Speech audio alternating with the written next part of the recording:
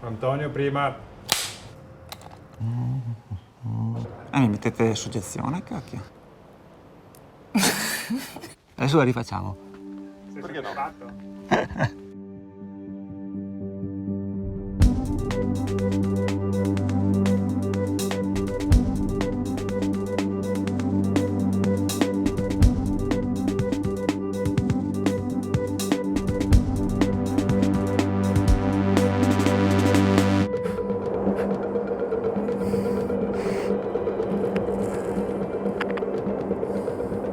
È impossibile.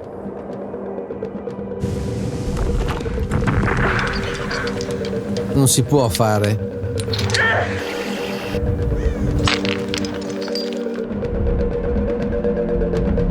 Quante volte abbiamo sentito queste parole?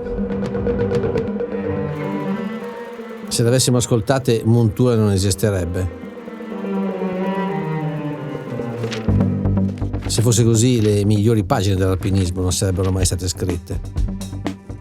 Nessuno avrebbe mai scalato tutti gli 8000 senza bombole d'ossigeno. Non ci sarebbe una scuola in Nepal dove prima non c'era.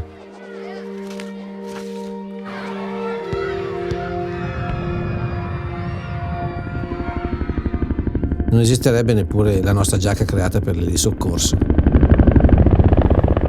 Noi abbiamo iniziato e penso che all'epoca eravamo i primi ad esplorare questa strada, i primi a creare del materiale dedicato specificatamente a quella che è l'attività del soccorso alpino.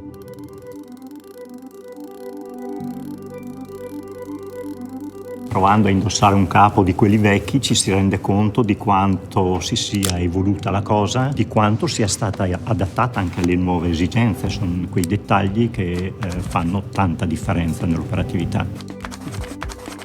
Montura è stata il pioniere nella ricerca e nello sviluppo del materiale pensato espressamente per le attività di soccorso in montagna.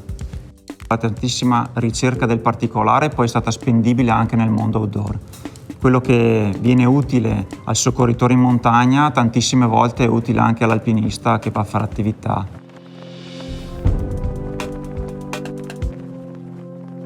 Soccorso aereo, soccorso terrestre, vigili del fuoco, speleologia, antifiamma, attraversamento di deserti, vela, Antartide, bici, running, capi per lo sci alpinismo.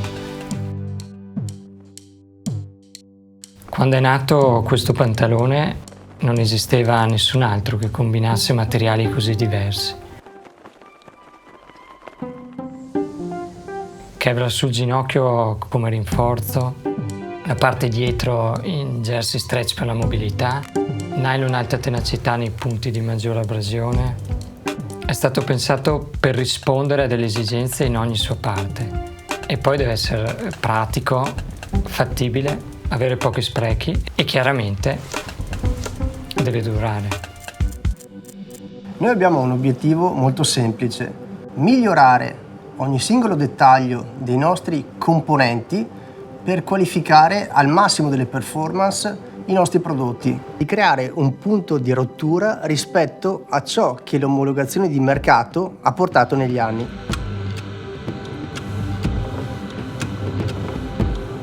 Coibenza termica, elasticità, traspirabilità, veicolazione del sudore, protezione dalle intemperie e resistenza meccanica. Oggi creiamo capi trasversali. Domani possiamo generare il capo totale in grado di coprire le esigenze multisport dall'urban fino agli over 8000 di un super alpinista.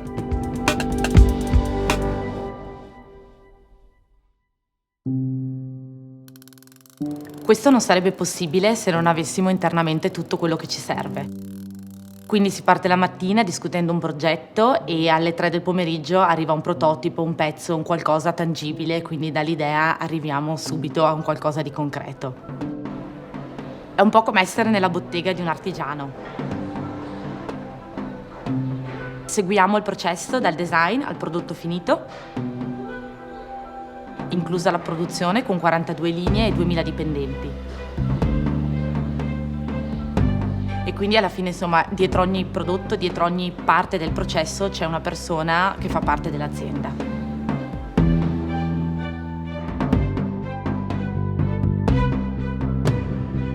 Anche nella comunicazione Montura ha cercato una propria via, investendo risorse che normalmente le aziende del settore dedicavano alla pubblicità tradizionale in progetti concreti.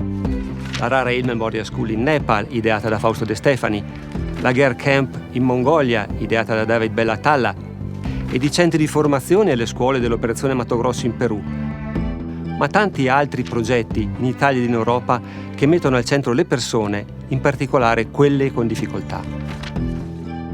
A tutte queste attività abbiamo dato un nome, Montura Editing, un laboratorio culturale ma anche una casa editrice. Oltre 100 i libri prodotti in 20 anni da Montura Editing, con 250.000 volumi distribuiti sempre in cambio di una donazione per progetti di solidarietà.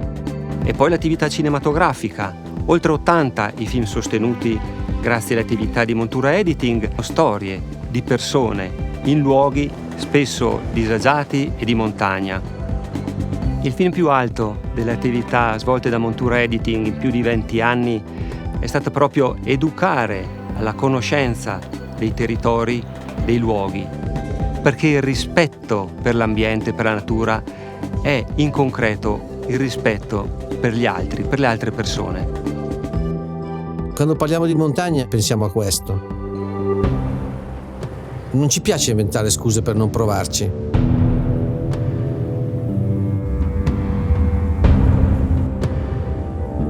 È impossibile, non si può fare.